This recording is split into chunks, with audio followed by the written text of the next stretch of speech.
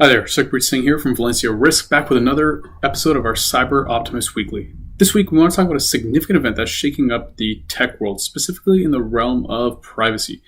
The European Union has just slammed a record-breaking fine of 1.2 billion euros against Facebook's Meta, accusing them of not following data protection rules under the GDPR.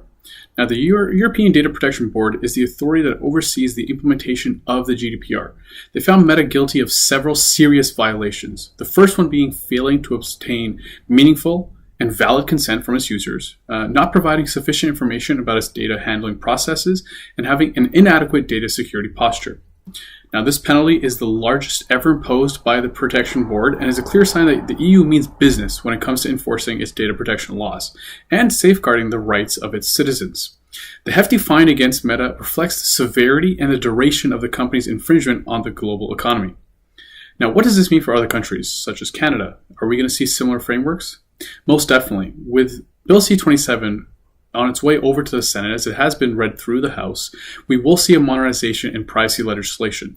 Many of the controls within Bill C-27 are aligned with the GDPR, such as having the ability to conduct fulsome investigations in the form of watchdogs, having those powers, and the ability to impose serious fines, just like the one we just described. By taking firm action against Meta, the EU has set this precedent for global privacy standards, and Canada will follow suit. This is something that all organizations within Canada should note, as these controls will be ones that each and every single organization will need to be compliant with. It reinforces the idea that Canadians will need to be accountable, Canadian companies will need to be accountable, and we will not tolerate violations against data protection rules. Ultimately, this does lead to a more privacy-respecting and trustworthy online environment. On this same note of third-party risk and the way in which companies will handle personal information, we're seeing organizations take third-party risk a lot more seriously. This week, a plan was announced by the Pentagon to hold their contractors more accountable for their cybersecurity. Organizations are realizing that it's not just their own personal cybersecurity they have to be aware of, but those of their vendors, their third-party partners, and any other stakeholders.